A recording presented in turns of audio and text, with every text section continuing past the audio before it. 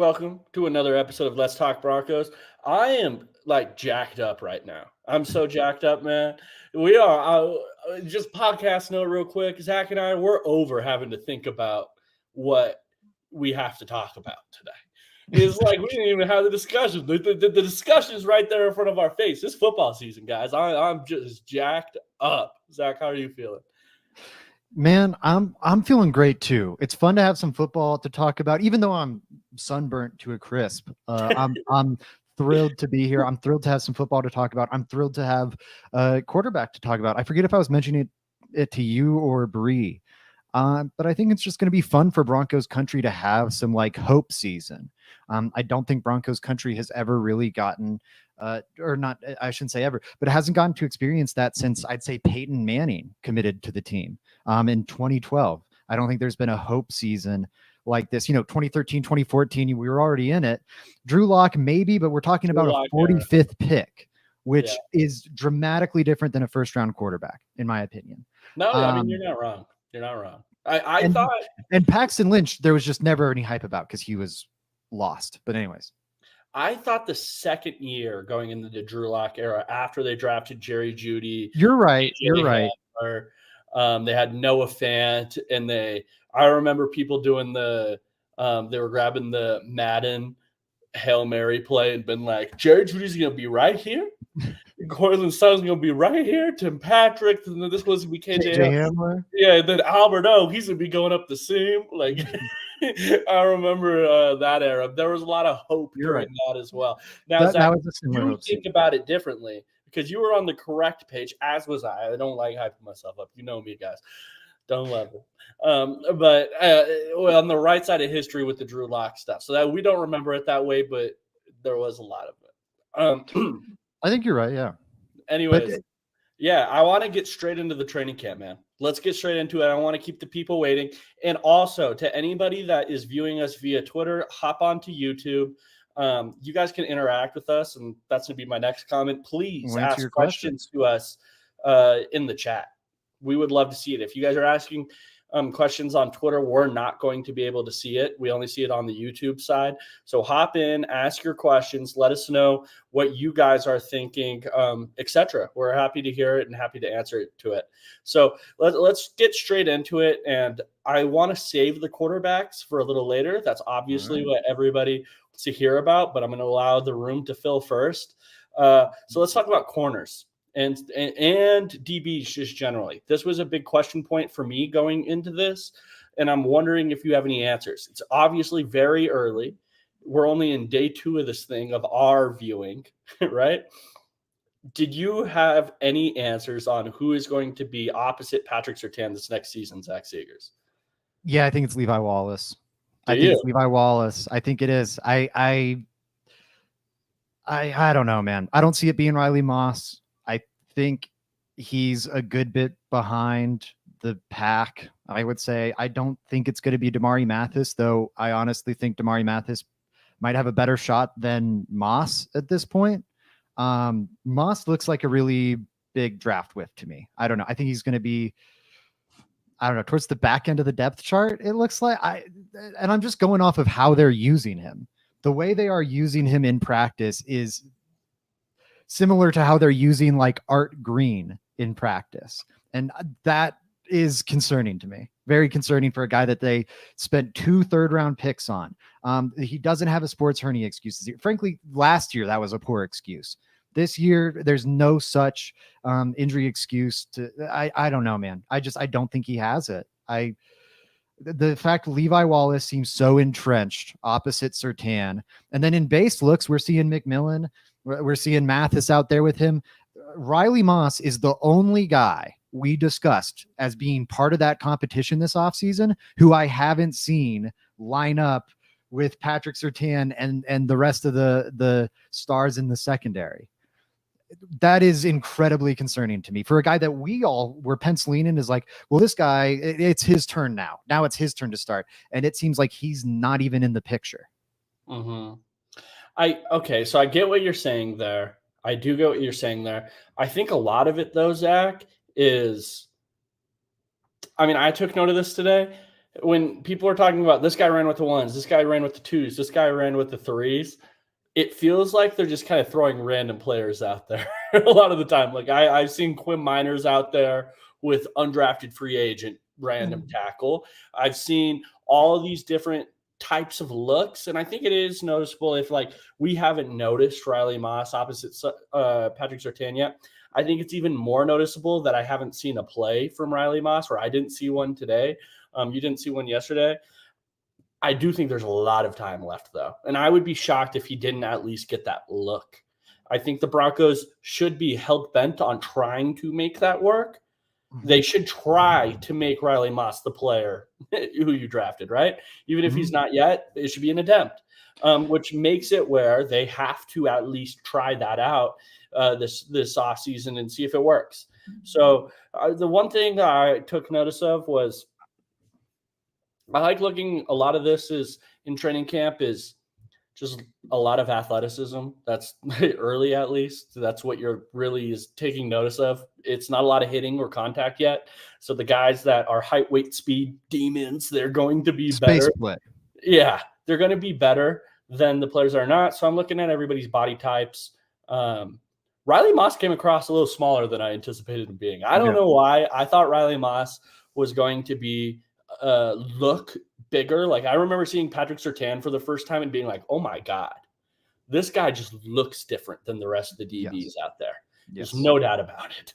And Riley Moss, he just is kind of part of the group. And that kind of stood out, whatever. And then also he just didn't make many plays. I didn't see him make a play today. So there's that. And that rang true yesterday as well. I didn't see him make a play. I didn't see him like get torched either, but just was a non-factor.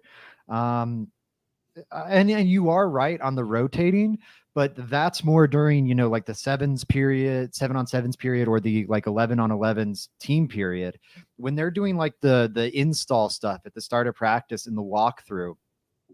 They'll rotate some, but they're rotating like I'm trying to think of an example, like Garrett Bowles and Matt Peart, like the 1 option and the 2 option, right? Like that's what's rotating on the far field. And then on the close field is like the 3 option and the 4 option. Right.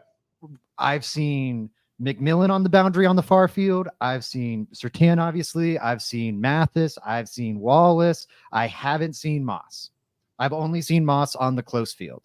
And that, I don't know. And I agree with you. They should be giving him all these looks. They should be trying to make this work. They invested, again, 2 top 100 picks into the guy when they don't have many picks to spend. They really should be trying to make this work. Especially at the time. My concern is, are they already just out on him? Like, is what we're seeing now a product of all the practices last year, all the practices that have already happened this offseason that we weren't there for, and they've just gone, man, all right, that's a miss. Whoops, screwed up that pick. Which that's another albatross on George Payton's neck. This team did not have much draft capital. They decided to invest a lot of it into Riley Moss, and we're talking about a guy that can't even get on the field. It's really disappointing. Well, okay. I think we need to see it through before we make that bold of a statement, Zach. I will say that I think if he can get on the field, then I'll be proven wrong. But to this point, he can't. Well, no, we're only 2 days in. We don't know. We don't know yet. And during those 2 days, he can't get onto the field with the starters or the backups. That is a factual statement. I just think what's going on, Paul? Shout out to you. Shout out to everybody in the chat. Like I said earlier, please join us on YouTube if you're on Twitter. I want to hear your guys' comments. If you always have questions, let me know. I'll move on from that point there. I think we talked enough about Riley Moss. It has Levi Wallace, who you're saying is the guy who might be the opposite starter of Patrick Surtain. Has he stood out to you at all? Has he been a player where it's like, yeah, you know what, I can see this work out?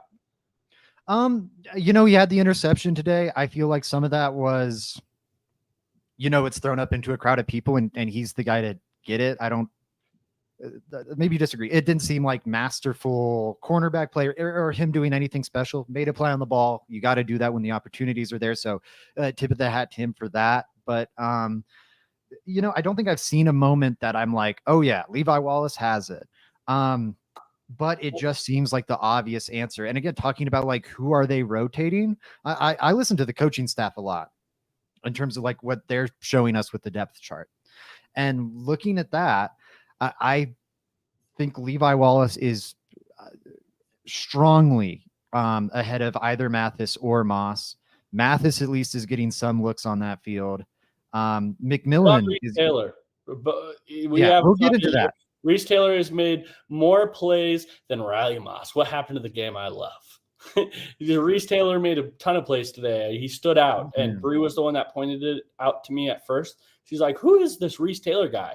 And she was right, because when she pointed it out to me, he made, I think it was 2 plays in a row. He blew up a run and then played really good coverage and smothered a receiver on the other. It's like, yeah, you know what? This Reese Taylor kid, he looked the part today. He was awesome. I think he was the story of practice today. And if it was just today, maybe it wouldn't have been as big of a thing. But he was the guy who made the unreal play on Bo Nix yesterday. I saw some people talking about that. I think some people were way too down on that play. Reese Taylor ran across the field, leapt, and fully extended, and got his hands on the ball, but was unable to catch it because of how much he had to extend to even get his hands on it. Like, it wasn't within his catch radius. And yes, Bo Nix should have put more on that pass. It was a poor pass by the quarterback. Had way more to do with Reese Taylor making an unreal play. Way more to do with that. And then you come to today, and again, he's making awesome plays left and right in the defensive backfield. Looking for, Riley Moss might not be looking good. Who's maybe someone that can step up at the back end of this room? Who can maybe be the young cornerback pairing with Surtain and McMillan if Moss and Mathis aren't panning out? Maybe Reese Taylor. And he is a UDFA. But man, 2 really promising practices. And one thing I found out looking into him after practice, he was with the Chiefs last year. And I note that because I don't think there is a better developer of cornerback talent than Kansas City. I mean, L'Jarius Sneed, like a 7th rounder, Charvarius Ward, mid to late round pick. All the guys they have in that secondary outside of Trent McDuffie are like day 3 picks that they have turned into studs. And then they let one leave and they plug in the next guy. And obviously Reese Taylor didn't stick around with them. They let him go. But it just, I couldn't help but think about like, oh, of course this guy came from the Chiefs, the team that knows how to make seemingly every corner, even the guys at the back end of the roster, show up and play well. Now he's on the back end of the Broncos roster, showing up and playing well. Of course he must have come from Steve Spagnuolo in Kansas City. Yeah.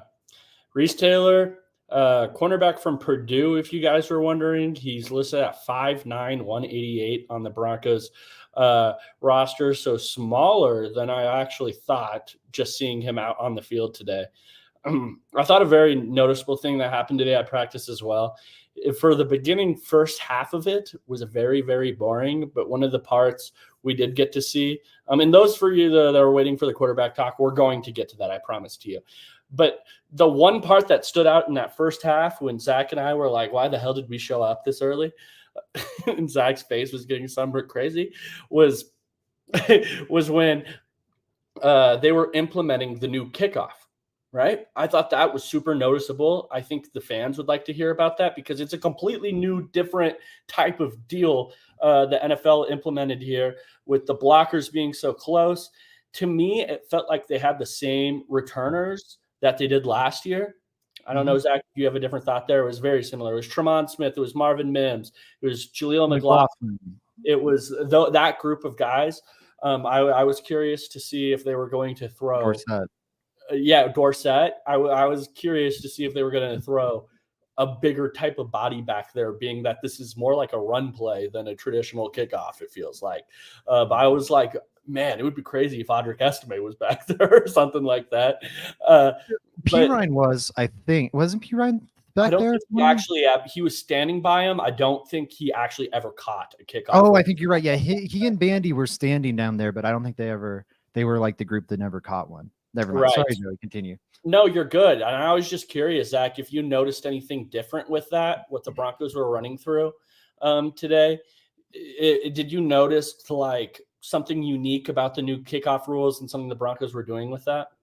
Yeah, I mean, I think it was you that said it, so I'm sorry to steal it from you, but just looking at how they're blocking, you were like, man, it's kind of like a zone scheme look or whatever. Like, I think this really is going to mirror more like a run play, like some like wishbone triple option stuff.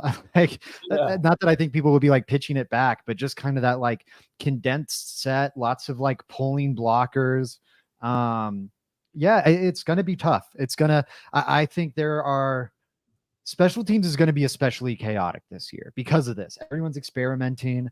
The kicking accuracy is also going to be a big point. If you kick the ball wrong, you could be setting up your opponent with great field position. So that's going to be a big factor as well. But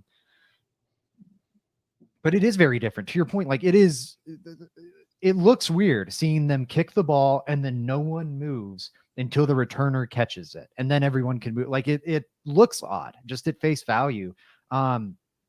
Whoever cracks it first is going to have a sizable advantage on the rest of the league.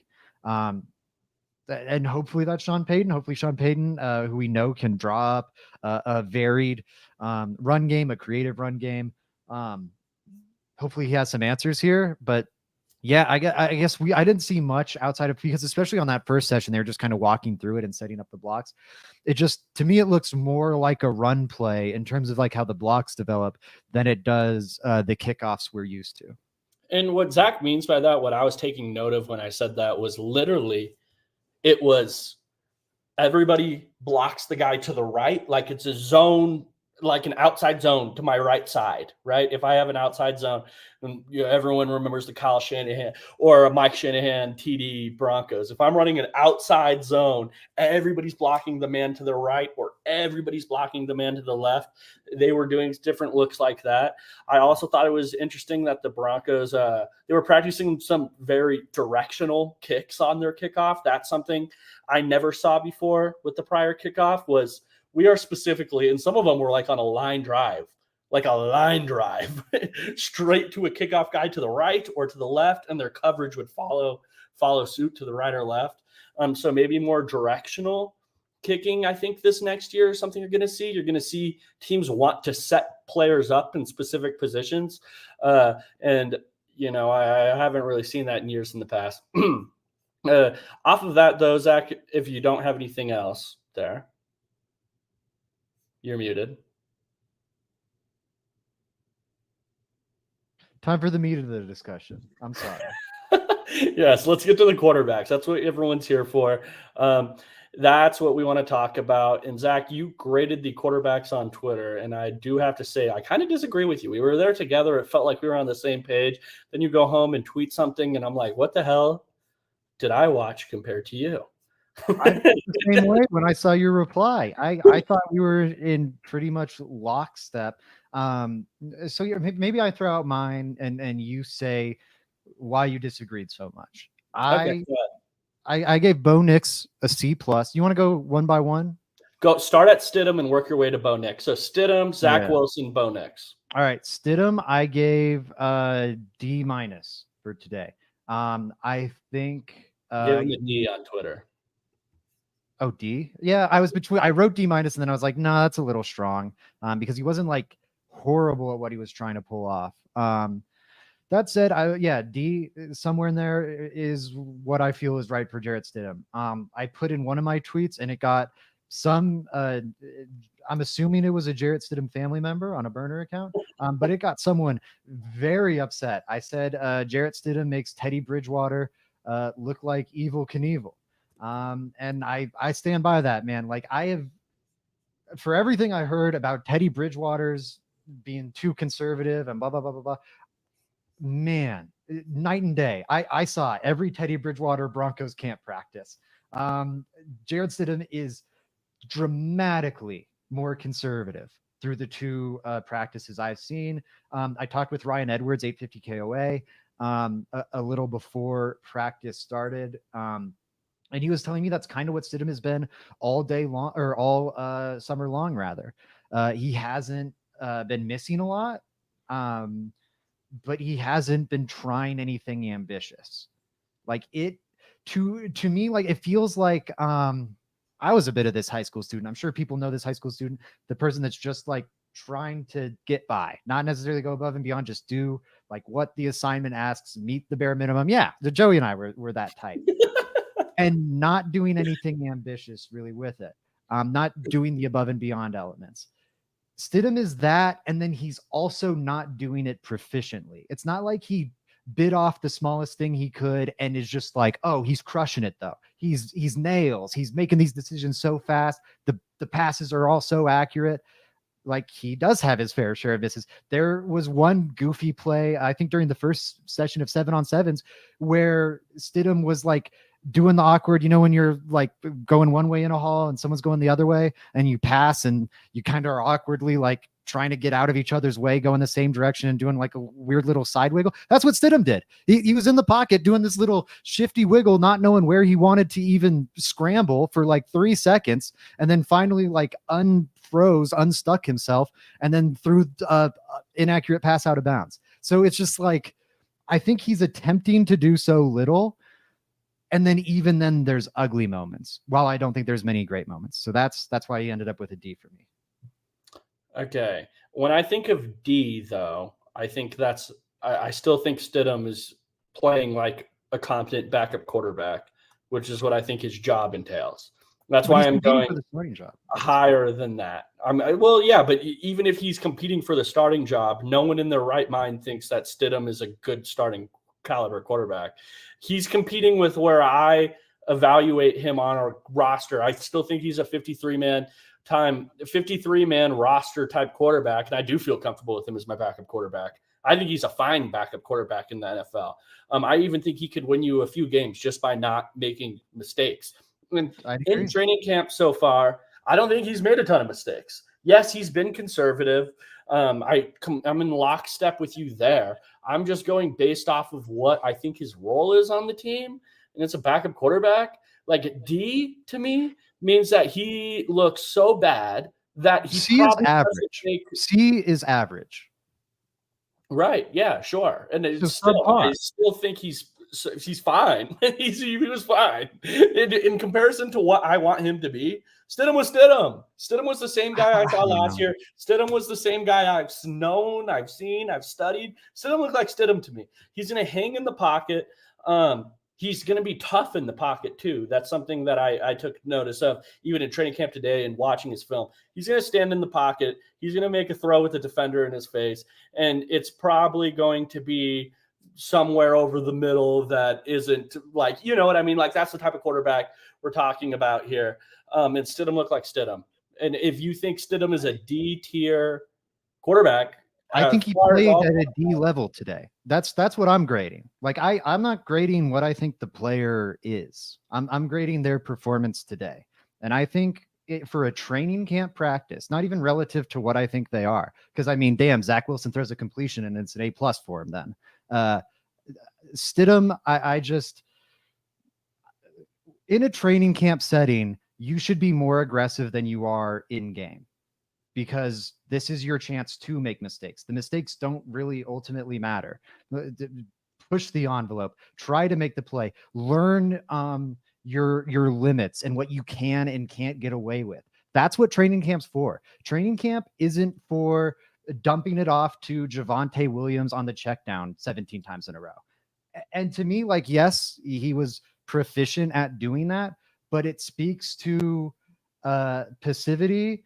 And I also don't think he was that proficient at doing it. That is really underwhelming for me. I think that was a below average training camp quarterback performance. I think the average lock performance was better. I think the average Teddy performance was better. I'd give it a D. The average lock performance was not better. Let's start there. Because no, definitely not. Because for every big play Lock would make, he would also spike the ball on the ground because he forgot the play, or he would make a really boneheaded play. That's what we're not ruling here. in here. Like Stidham was making the right read almost every time. Like it was just make the read, throw, make the read, throw, make the read, throw. It was in and out throws, which is like, okay, fine. But I don't know. D just seems harsh to me. Anyways, I want to move on. Let's go to Zach Wilson. Zach Seegers has been criticized as being a Zach Wilson hater online. I want to know, Zach, are you a hater or are you just being realistic? I mean, I'm just being realistic. Let's look at what Zach Wilson is, except for one COVID season, and it's not an NFL quarterback, is what he is. Now I'll say this: today's practice was considerably better than yesterday's. Yesterday's practice was so bad. I mean, I do not think Zach Wilson did anything good. He had a impressive completion, and it would have been a sack. I cannot think of anything Zach Wilson did yesterday. Any aspect of the game, break it into as many categories as you want. And if I just was desperately trying to find a case for why Zach Wilson was, I can't come up with one.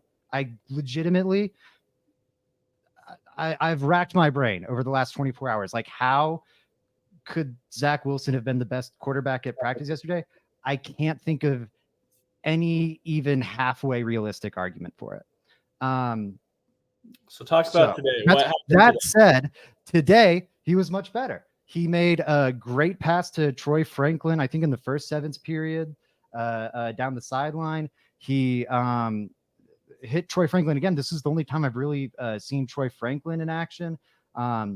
Had the over to the top one from Zach Wilson. And then it was some sort of deep crosser, but he was at the back of the end zone and Wilson was rolling right. This is another one that's probably a sack, but he just flicked it so effortlessly and it just zings right into Troy Franklin's hands there at the back of the end zone.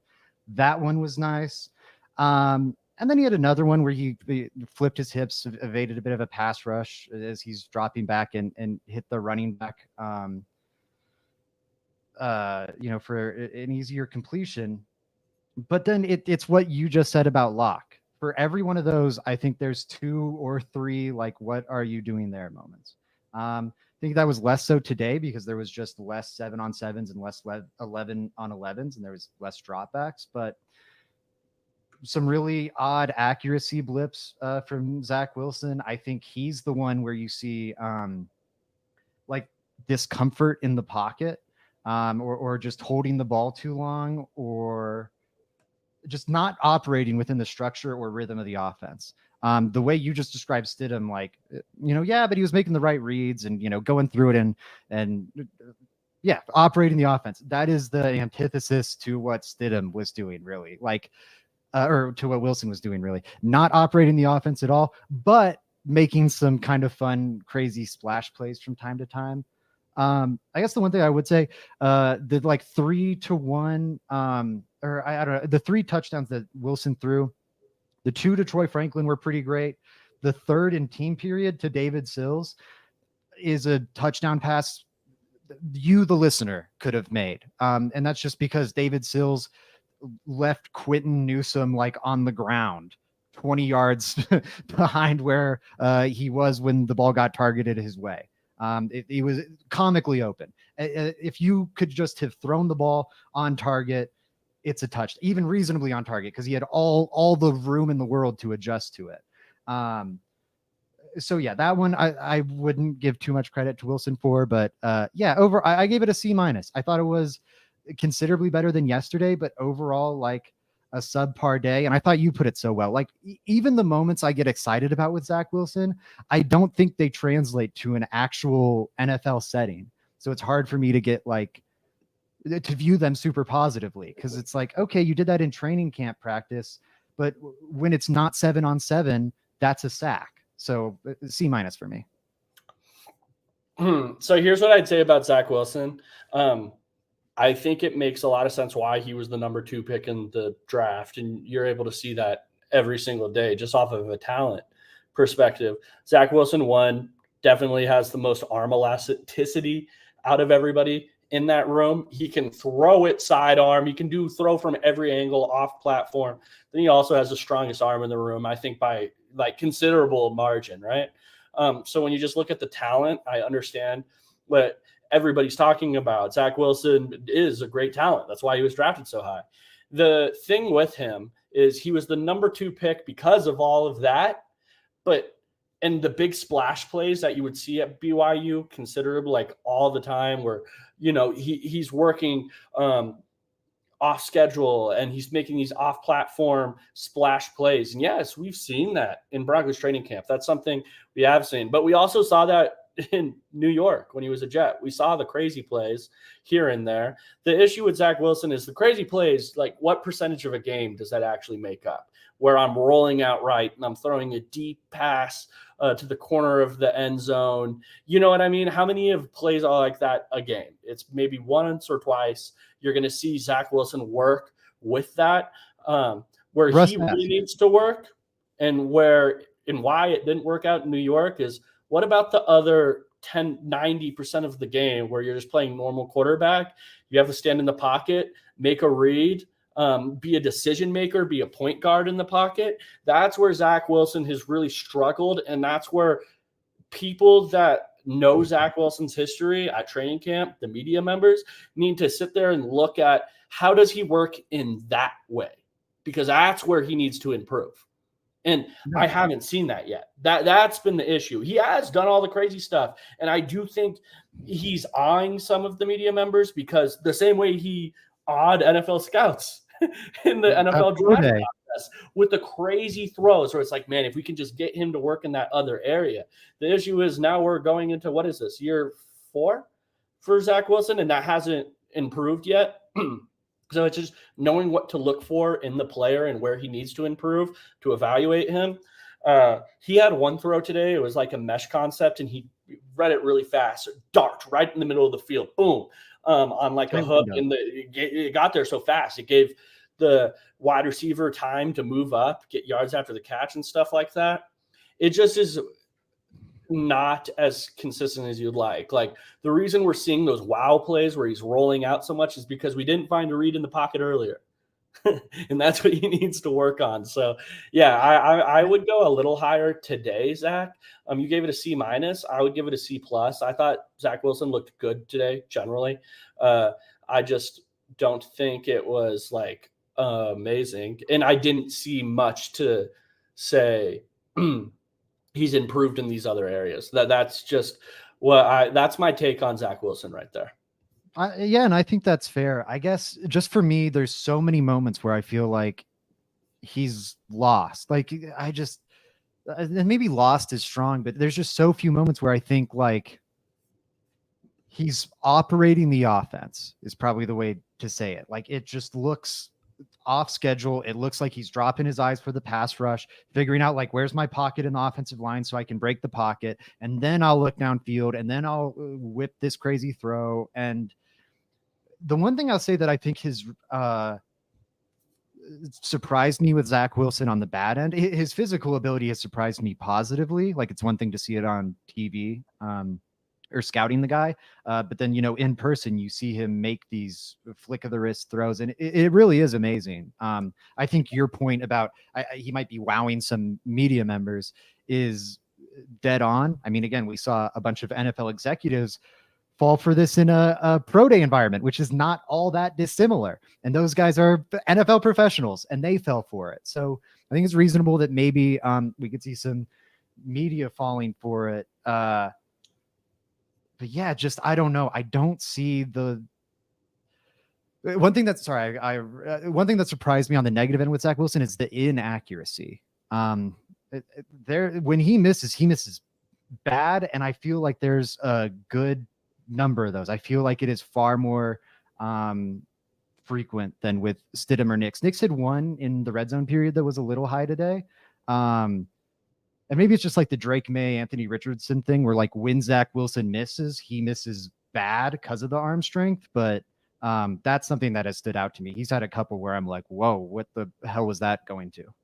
Yeah, no, I agree there.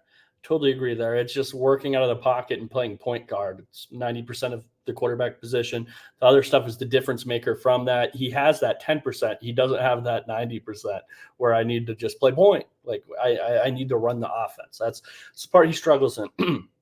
Anyways, I think everyone's well, let's see. Mike in the chat. Shout out to you, Mike. Zach Wilson was overdrafted. That's the only reason people are still holding out. Hope he improves, in my opinion. Yeah, I mean, he has a lot of physical ability. It's just like, at what point do you have to see a guy improve to still believe in him? That's a realization I've had to come to with Justin Fields and Trey Lance. Zach and I were talking about that today. But what everyone wants to talk about, I think everyone's most excited about, your 12th overall pick, your first round pick quarterback, Bo Nix. How did he look today, Zach? Yeah, I'm going C plus. And I will say, for me with Bo Nix, this one has a lot to do with sample size. I think he had something like 5 or 6 throws that weren't against air. And just to be honest, I was not super plugged in on Bo Nix during those like air throwing sessions, because I really locked in on that yesterday, and today I wanted to see what some of the other players were doing. But when he was throwing in those 7-on-7s or team drills settings, I think he had like 5 or 6 tosses. The first one was a pretty rough interception. Can I explain that interception real quick, Zach? Yeah, please take it, Joey. Okay. Just for more context, because I want people to understand, there's a video floating on Twitter as well of it if you guys want to go check it out. But it was a play action, and it was kind of like a half boot, because what he was going to do is fake the boot, step back up, and throw across to the field to like Dulcich, who started at the tight end position, is now working up the sideline on the other side. There was someone said that they thought the face guard thing fell off and covered his eyes is why he threw it. I didn't see that. I don't think that's what happened, really. It might have happened after he threw the ball. I don't think that's what happened. I just thought it was a poor decision. I just wanted to explain the play before we got into it, but continue. Yeah, no, I'm glad you took that. You had the better view of that one than me. But yeah, so that was his first like real throw of the day. So that's pretty rough. But then after that, locked in. I think his next 2 throws, you and I were debating about which one we liked better. I think his next 2 throws were the 2 best throws I've seen from anyone all camp. Again, Wilson had one yesterday where his feet weren't on the ground and he threw it into a tight window, but it would have been a sack. Which dings it pretty big for me. These 2 throws by Nix were perfectly clean.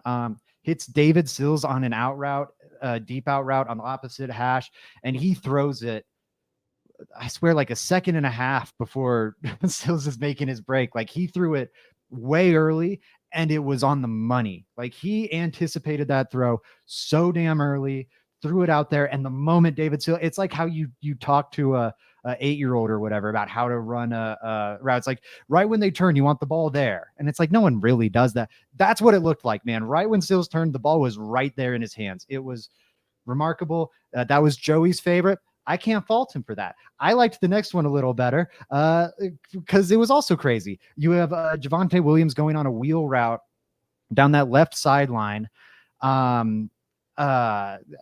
Nix kind of lobs it, almost like you'd see those garbage can drills where they put a garbage can in the end zone, lobs it towards like the close left pylon. That's also to the opposite hash for him.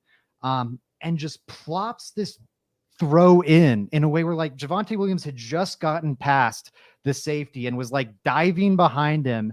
And it was just like this pinpoint mortar strike. That like it was so anticipatory, so accurate. He threw it up there, lobbed it up there, and then it just dropped right where it needed to for Javonte Williams to make the touchdown grab. I mean, and I want to see the arm strength stuff. I do think that's an important question to answer. I do think that opens windows for you. I think Tua is a quarterback with excellent anticipation, excellent accuracy, and we wonder if he can win in January or not. I do think that stuff matters. Now, I don't have concerns about it. I haven't seen anything with Nix's arm that's concerning to me. If anything, I think he's surpassed my expectations with his arm strength on plays like the deep out to Sills. He had a couple throws to the opposite hashes today that had some zip on them. So anyway, I just seeing that anticipatory nature, or his ability to anticipate so well, how accurate he can throw that ball at times, that at least limits how necessary the arm strength is. If you can win that way, you don't always need the strongest arm. And I do think after what I saw today, Nix can win that way. Yeah, and I want to throw this out there too. I don't think Nix has a weak arm. That's never been in question for me. I thought sometimes on college it felt like he wanted to be Peyton Manning so bad, where he's dropping back and literally trying to throw things in buckets. But when he wants to rip it, I've seen him rip it before. And I saw it on the deep out today. I thought that was a perfect pass. And I thought he had plenty of arm strength to get it there, everything like that. It was just the anticipatory nature of it made it that much better. It was crazy. It was crazy good.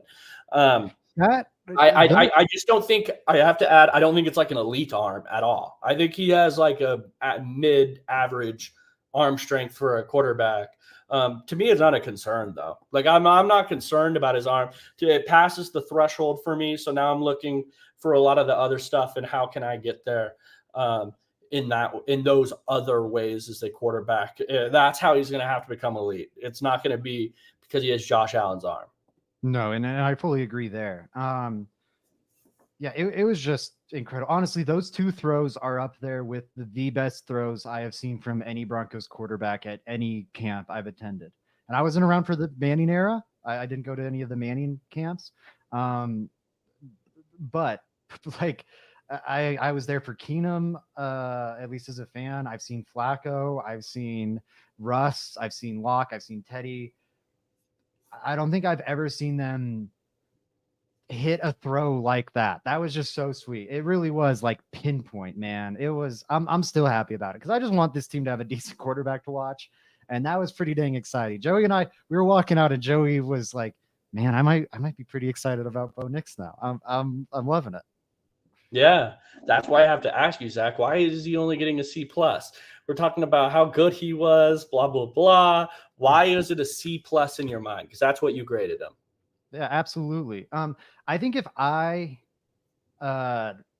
give you a test with 5 questions on it, and one of them is just like a horribly wrong answer, like so far off base, horrifically, I think the best you could probably get there is an 80%, which would be right on the border of a B- or a C+.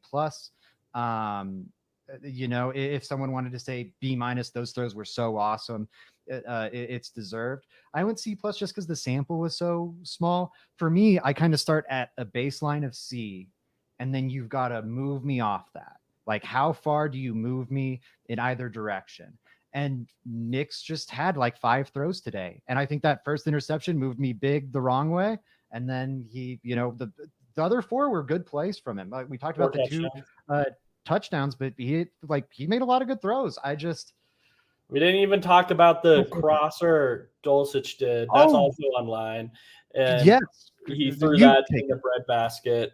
Like, he had a lot of good throws. And Zach, I think a point that you're missing on this and why I'm just a little higher on all the quarterbacks than you is because I think my expectation of where players are supposed to be will change throughout camp. We're talking about the second day of training camp here, or second day of viewing of us for training camp. Like I said earlier, I'm used to a lot of miscommunications, quarterbacks not knowing the play early on, going back to the huddle, having to get the play from the OC and then getting back up there and doing it again. I'm used to some of that type of stuff going on. I'm not used to all it just being like really clean and crisp from all these guys, which automatically raises it a little bit for me. There was no miscommunications today. In my opinion, I didn't see anything. I didn't see anything. So to me, that automatically moves you up. The one miscommunication I remember, and just to give more credit to Nix here, was that Kroll play, where Kroll's going towards, again, it's the that was 7-on-7s. Yeah, that front pylon, and Nix threw like it would have been a perfect pass. Yeah, it was tight coverage. It would have been a perfect pass if Kroll went back shoulder. Like looked over his left for it, then it's right on the money. It's where you need it. He turned to his right instead, and so it whizzed by him. But it was pretty easy to see what happened there. It was just Nix thought he was going to turn one way and he turned the other. Had he turned the way Nix expected him to, it's a money throw. So I didn't knock Nix too hard for that. And to your point about things getting sorted out through training camp and whatever, that chemistry is the type of thing we would think falls into that bucket. It's something that we'll see develop throughout camp. Right, but the main point is just how clean it was. Like, I think every quarterback deserves a bump just off of that. It was clean. I'll hear you on that. I remember quarterbacks in the past. Like, I think we're all like, the reason I have mine a little higher than yours, Zach, is just you're comparing them against their counterparts. Whereas I think that if we plopped Bo Nix in the Drew Lock era of situations, we might have a lot higher grade on him just because of how clean it was in comparison to the other players on the field. So like that's why I'm willing to go boop, move everybody up a little bit. So I'm gonna for me, I'm giving Nix a B. This is the second training camp practice for us. We've been able to see his fans and media, and he did everything at a good level to me. Like I thought he outperformed my expectation of a rookie quarterback this early in the training camp substantially. So I'm going to give it a B. I think that's fair. I think you've swayed me some. I think I might give them all a little step up, D to D plus, C minus to C, C plus to B minus. I think you've swayed me there. I'll say I also think we're just grading it differently. I'm viewing it as like, what do I think of it on like a quarterbacking scale, not in terms of the context. And honestly, I think that's great if we're grading it differently, because then we'll be able to offer different insights and perspectives into it. I don't think Bo Nix right now looks like a B quarterback, but I think he looks like, if we're talking about a rookie on his second day of camp, I might be giving him a B plus. I'm very, I feel very good. Again, the context of these guys, to kind of go to how you're grading them. Stidham is honestly, he's a little underwhelming for me. I was hoping for a little more from him, but he's about what I expected. Nix is a good bit better than what I expected. And Wilson is around what I'd expected, but a fair bit better. He's confident in a way that I didn't expect. I do want to ask one question though. You don't have to throw it up on the screen if we want to be careful here, but did you see Riley Moss around the ball a single time today? Like make a play on the ball a single time? We started the podcast. I couldn't, and it was disappointing to me. And I'm not going to make a huge deal about it. I'm really not, because it's day 2. I'm not going to. Now, if we get 2 weeks in and this is the same situation, I will be a little more like, oh God, you know what I mean? But I didn't see. I was kept looking for Riley Moss, if I'm being honest. Like that's where I was. Now everyone has different vantage points. Everyone sees things a little differently. Like not every single play was I like, okay, where's 21 on the field? Right there he is, 21. Like I'm not doing that with Riley Moss every single play, but I did. I turned to Bree like 3 times during training camp today, Zach, if I'm just being honest. And I was asking her, have we seen Riley Moss that much? And then we're like, where is he? Like, where I can't find him. Like it was noticeable to me that I couldn't spot Riley Moss out plenty of times. So and I fully agree. I will stress again what you said. I said it yesterday. But yeah, there's a lot of different perspectives. Just, I mean, like literal how you're able to view practice from. There's a lot of different sight lines and whatnot. So different people are going to see different things.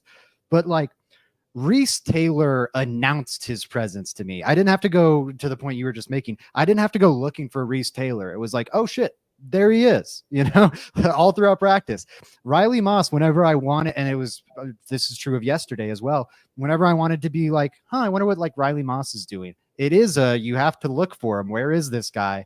The one play I saw him make was during position drills. It was cornerbacks, covering cornerbacks, one's playing the role of the wide receiver. And the defensive backs coach or whoever's coaching the drill is intentionally lobbing up throws for the defender to intercept it. You want to get that look, that that rep. The point is to have a chance at the interception. And Riley Moss did make an interception there in that drill. I didn't watch the entirety of the drill. I saw one rep of his there. That is the only time I saw him near the ball, I would say. Okay. Yeah, no, I agree with you. I totally agree with you on that. I think we're in lockstep. So, yeah, I mean, anything else you want to hit on before we sign out here, Zach? If you guys have any final questions, get them in really, really, really quick. I would love to answer them. But, yeah, anything else you want to talk about? Yeah, Dulcich. My Dulcich takes look amazing. My Dulcich takes look so damn good. I am not betting on 17 games from this guy, but I think you'll get a handful. And I think in that handful, he'll be a good receiver. I think he was moving today. Good hands. I'm excited about that. Audric Estime is just built. Crazy build on him. Shoulders out to you, man. It's nuts. Yeah. I wouldn't be surprised if Riley Dixon isn't the punter week one. I do think the Trenton Gill versus Riley Dixon thing is a legitimate punter competition. I think Dixon's the better punter, but the fact it's a legitimate competition is surprising to me. I thought Gill would be gone by now, frankly. I'm trying to just run through really. That's all I can think of. Is there something? Oh, Caden was back today. I can't believe Caden Stearns was back on the field today. That makes me so damn happy. I don't know how much he was doing. I didn't notice him a ton running around. I saw him, doing some stretching, moving around in position drills with the rest of the safeties. I don't think I saw him in any 7-on-7s or team stuff, but I was more focused on like the backfield and what was happening with the quarterback. But just so happy to see him back out there. I am rooting so hard for Tim Patrick. I'm rooting so hard for Javonte Williams, and I'm rooting so hard for Caden Stearns. So that made me happy. In the same boat of conversation, Tim Patrick was out there, and I thought he looked pretty solid. He had a really good sideline catch. Tim Patrick looked like Tim Patrick today, which was cool. We have a comment in here. Zach, best sleeper pick of a Bronco player for a dynasty fantasy league. Who do you think that is? Sleeper. So like last pick of the draft, it's a Bronco. Who are you taking? I think if you're a PPR league, grab McLaughlin. I really think he's going to have a large receiving back role, similar to what we saw in New Orleans with some of Sean Payton's running backs in like the early 2010s. That I think is a great one. The other one I would highlight, and I would say this for like dynasty leagues, Audric Estime. I think Audric Estime is the starting running back for a run-first team with a strong run-blocking offensive line as soon as 2025, if not partway through 2024. He will be an impact. Oh, Valet's a good pull, Carter. I think Estime, there's a good chance he's very productive for you this year. I don't think I'd do it in a normal league where I'm only banking on this year. But if I'm in a dynasty league where I've seen Estime going, and I feel fine saying I'm in a dynasty league with Joey, he's going to be off the board before I'm picking. So I'm fine saying this. I see him going in like the third round now in 10-man leagues. I think that's way too late. He should be one of the earlier running backs taken, in my opinion. I think the player's good and the situation winds up phenomenally well for him. Yeah, no, I don't disagree. We have another comment here. I hope Sean Payton doesn't have to throw anyone out of practice for making contact with Bo Nix during a drill like the Bears had to do with Montez Sweat today. I didn't even hear that. That's crazy. I heard Caleb had a couple picks today, and it wasn't looking great early on, but I haven't really checked my phone since we left training camp to see what's going on with the other ones. Thank you for that comment. Thank you for everyone joining today. You guys are huge to us. We're going to go live a ton during this off season, the rest for training camp. Zach has you covered with his training camp threads and almost every practice. So you guys are going to want to keep up with that. Zach obviously runs training camp practice. I think he's the best training camp. I think he brings the most information to the people from training camp, if I'm being honest. There's no clickbait there. He's going to tell you exactly how it is, and I feel like that's how the fans deserve it. So shout out to you guys. Love you all. And until next time, go Broncos. Go Broncos. No threat.